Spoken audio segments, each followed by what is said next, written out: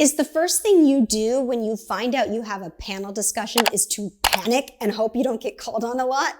Well, stay tuned. We've got you covered. We're going to talk about everything you need to know for a panel discussion.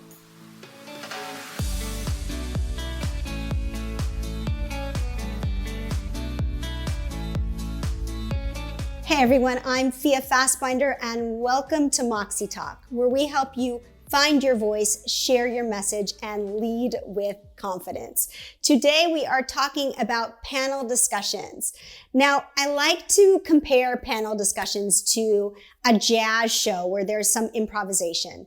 If you've ever been to a jazz concert where they improvise, you know that the musicians show up with a common understanding of the music and what they're doing, the vibe that they want. But what happens on stage in that night is mostly unrehearsed. It's spontaneous. It's just in the moment. And it's actually a display of talent, of different backgrounds, of different personalities as the music comes together. And sometimes the only thing that the jazz musicians memorize are the chords, and everything else is improvised. This is the same as a panel discussion. If you've been invited to be a panelist or you are moderating a panel discussion yourself, we're going to cover everything you need to know to have an exciting, collaborative, somewhat spontaneous experience that we can compare to jazz music. Now, here at Moxie, we've helped countless speakers prepare for panels in every industry under the sun, both on camera and off, and we're excited to share what we've learned with you today. First of all, what is a panel discussion? What qualifies as a panel discussion? A panel discussion calls for a group of professionals and experts in their field to take the stage together and engage in a conversation. Imagine that you were eavesdropping on a meeting and everyone else in the audience was like invisible. What would you hear if these experts were just in a conversation, bouncing off ideas, vibing together in the boardroom? That is exactly what a panel discussion gives us a taste of. It's experts collaborating, conversing, and having a conversation, bouncing off ideas, and creating discussion and energy in the room. Just like improvised jazz, there are a ton of different ways to deliver an effective panel discussion that show your unique personality, your unique flavor, your unique perspective on the topic, and bring out your unique and authentic speaker persona. So we're going to talk about those best practices. Are you guys ready to give a stellar panel discussion? Okay, let's start from when you've been selected as a panelist. Instead of panicking like you used to do, we're going to change the way you think. I want you now to think to yourself that this is an awesome opportunity. It is an awesome opportunity. I know you're thinking, no way, Fia, this is not, I'm going to sheer panic.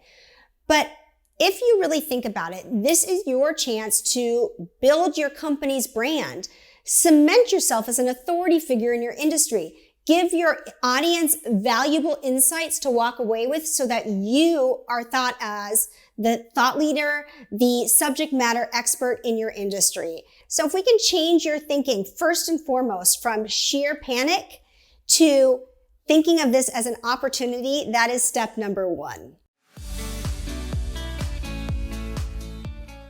So we talked about the opportunity you have when you get in front of an audience for a panel to build valuable insights to walk away with, to build your company or brand, to cement yourself as an authority figure in your industry, and to make sure that your audience is engaged and listening. Pop quiz. Which of these things do you think is more important? If you guessed correctly, they're all important. If you don't have all of these things in your panel discussion, then your audience isn't engaged, they're not informed, they aren't going to invest another second of mental energy listening to you and listening to you talk about your brand. They won't remember you as an expert in your field. It's really all about the audience. And at Moxie, we call this being audience-centric. which means it wouldn't be anything without the audience. We really need to think from the seats and not the stage. And what that means is, if you think about this in comparison to jazz or the improv, and you watch the musicians, before a performance, they tune their instruments, they play a little bit together, they get ready, they get warmed up so that they are focused, they're ready to give the audience a great show. And that's really what we need to do when we give a panel discussion, is create a special place for our audience. And we want to contribute to this panel discussion in a way that excites the audience brains and engages them in the same way a good piece of jazz music would. This will make sure that you're memorable, or as we like to say, sticky. So how do you do that? So now that I've gotten your buy-in on how important it is to both engage and inform your audience in a panel discussion, let's talk about preparation. This may not be a shocker to you, and I realize it's easier said than done, but you can't just show up to a panel discussion like it's another unstructured and off-the-cuff meeting. There is some homework that you need to do to make sure that it goes off without a hitch. And you need to do everything you can to prepare all the ways up to the moment before you go on stage so that you make yourself stand out. You make a huge difference in the way people remember you and the way people perceive you. There are a couple ways you can do this. Do your research, super important, and we'll talk about how to do that in a second. You can hire a media coach, and we'll talk about how to do that at the end of this blog. Plan your messaging so that it's really crystallized and clear and will give you an edge and help you stand out. Now, these are crucial steps in the preparation process. All right, so now you know it's important to do your research. It's important to hire a media coach if you need it. The next step in the preparation process is to know your moderator. First priority, if possible, is to do a meet and greet with the moderator. They will determine the key questions you're asked, the role you play in the group, so the sooner you get in touch with them, the better. Now, a lot of moderators are really busy. If you can't get a hold of the moderator, try to get a hold of one of the organizers, the person that asked you to do this panel, and try to book a meeting with that person or anyone on the team that has some intel about the panel and can give you some information about the aim of the discussion, the audience, a broad-based overview of what they want you to cover, the nature of the audience. This will all help you shape your actions when you prepare for your panel. Now that you've had the opportunity to either meet the moderator or the organizers, the next step is to meet your fellow panelists.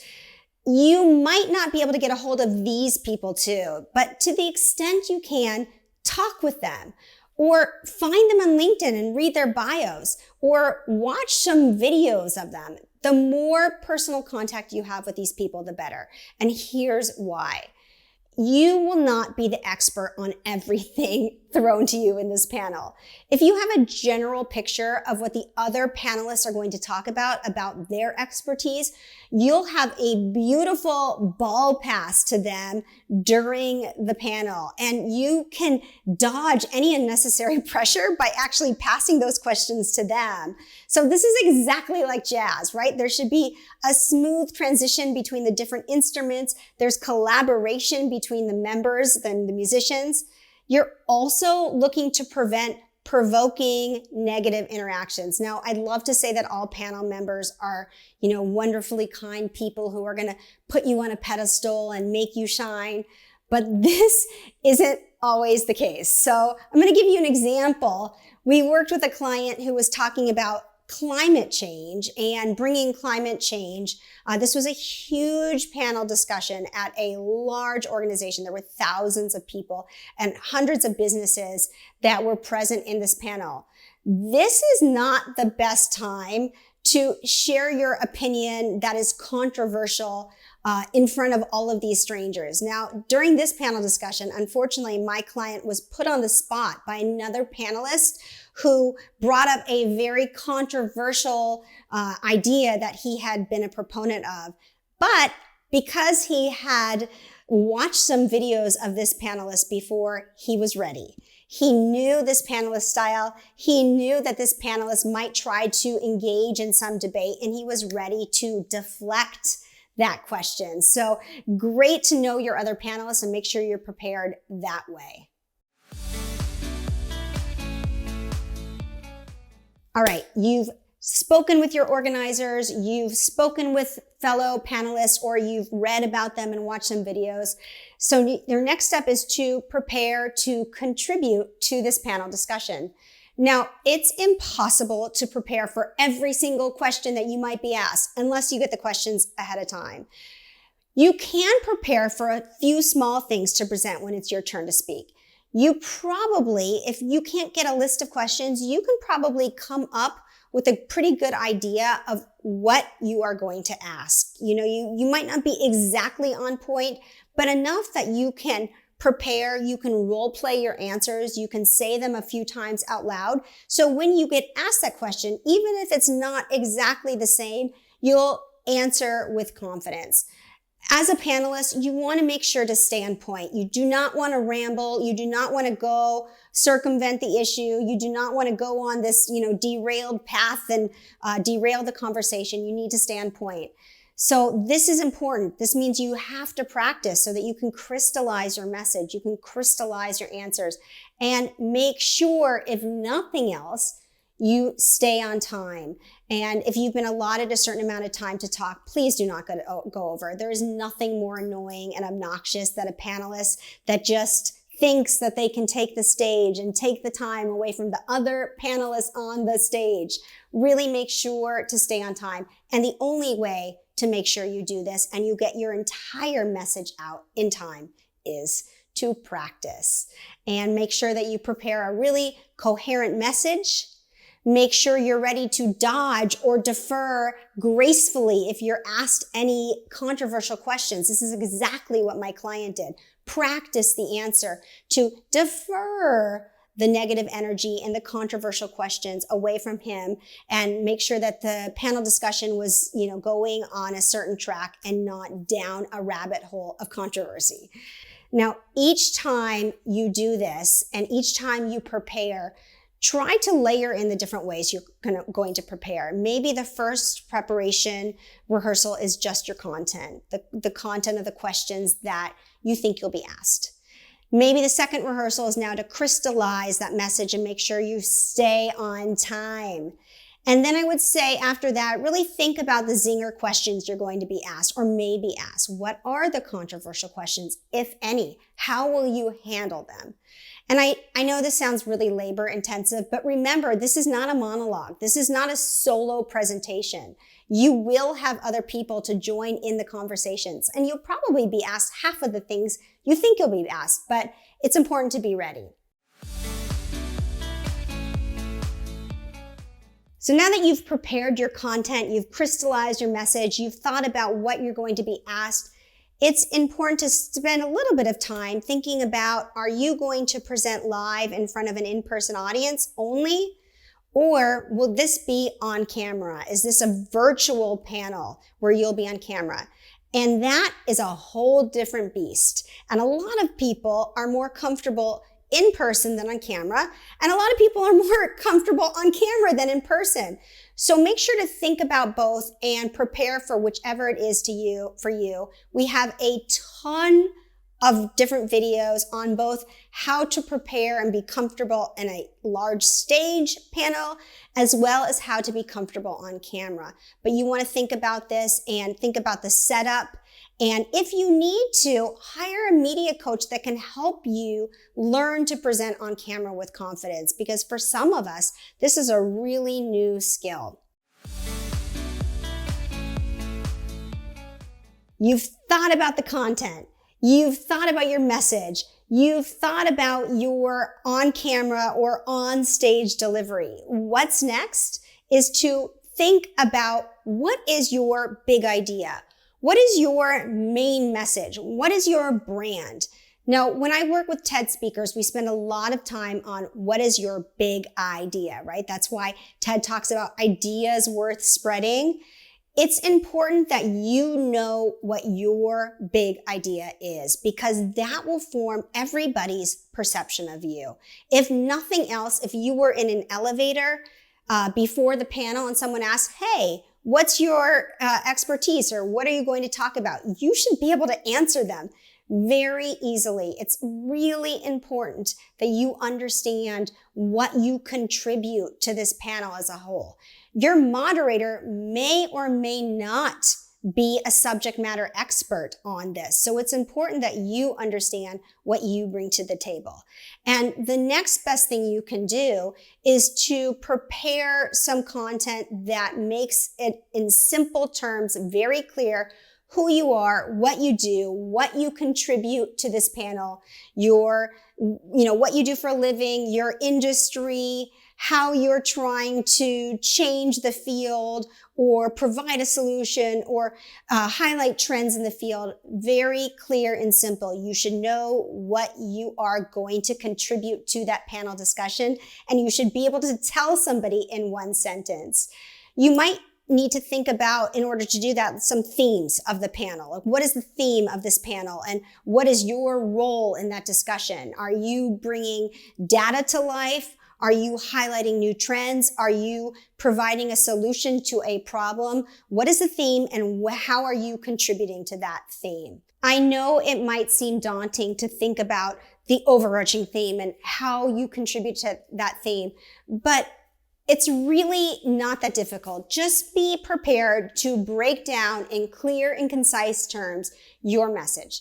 Think of this as a verbal resume. Think of it as, you're trying to apply for a job and you want to be understood, and you want your future employer to understand what you contribute to that company. It's really basically the same. Unprepared panelists, they shrink away from saying anything that will make them stand out, and they ramble with no direction. Now, that is not you. You are now a seasoned panelist, and you are prepared to tell your audience who you are, what you contribute to that panel discussion, and how you can help. Next up in the preparation process is definitely storytelling. It's crucial to drop in a few stories. Remember that we relate to stories. We resonate with stories. Stories are the fastest track to help your audience learn new ideas, to bridge knowledge, to really understand emotionally what you're trying to say, to bring data to life. They're packed with relevant information, symbols, analogies. They're also the easiest way to hold people's attention. And I've done several blogs on storytelling. So if you're thinking, I have no idea how to tell stories, what stories to tell, where to tell them, I'd consider watching one of those videos. But it is not a waste of time to prepare a few stories. You most likely will pull at least one or two out of your pocket, whether they're relative anecdotes or firsthand experience or something from a discussion that happened. Emphasize on relevant. You don't want to just tell stories for story's sake, but if you have some stories that are relevant to this panel discussion, be prepared to tell them. Now, what makes you the most nervous about a panel discussion, like all of us, is the unknown, you may want to consider some graceful saves. If you are faced with those questions you can't answer because you weren't prepared, I'm not talking about the zingers that you were prepared for, that you know how to deflect the controversial question. I'm talking about a question that you say, I had no idea this question is coming. Your heart starts to race, your mind starts to race, and you know that you do not have an answer. Prepare a graceful save. It will make you feel so much more comfortable. If the question clearly was meant to be provocative, or it's something that you just simply don't know the answer to, just admit it. It's as simple as saying, I don't know, but I believe my fellow panelist knows more about it than I do. and hand the question over. There's no lost shame in this. There's no shame in doing this. Your modesty and your ego will not be bruised. And I guarantee you that the other panelists will appreciate the props. So you're getting the idea here that preparation is key, right? You've now prepared your message, your content, you're prepared to stay on time, you've prepared your answers, you've prepared answers to zinger questions, you've prepared answers to questions that you don't know. There are some really clever ways to reshape and re-guide the panel presentation if you are really out of your comfort zone. And I highly recommend that you, like everything else, prepare ahead of time. Try those on for size. Feel out for yourself which of these sentences feels most comfortable to you, and don't be afraid to use it if you need it. Now, this might seem like way out of, nobody needs this, I shouldn't even be talking about this, but I can't tell you how many panel discussions I've seen where the other panelists completely check out. Whether it's nerves or boredom, don't check out. If you're thinking, oh, well, I shared my points and I've used up my time and now the rest of the program squarely rests on the shoulder of the other panelists, right?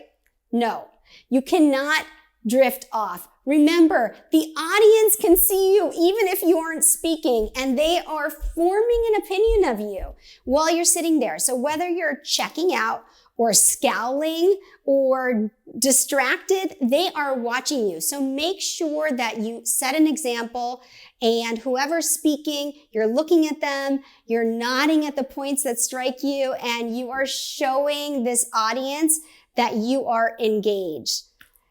So we've talked about everything soup to nuts, how to prepare for a panel discussion. And the most important thing is that you enjoy the discussion.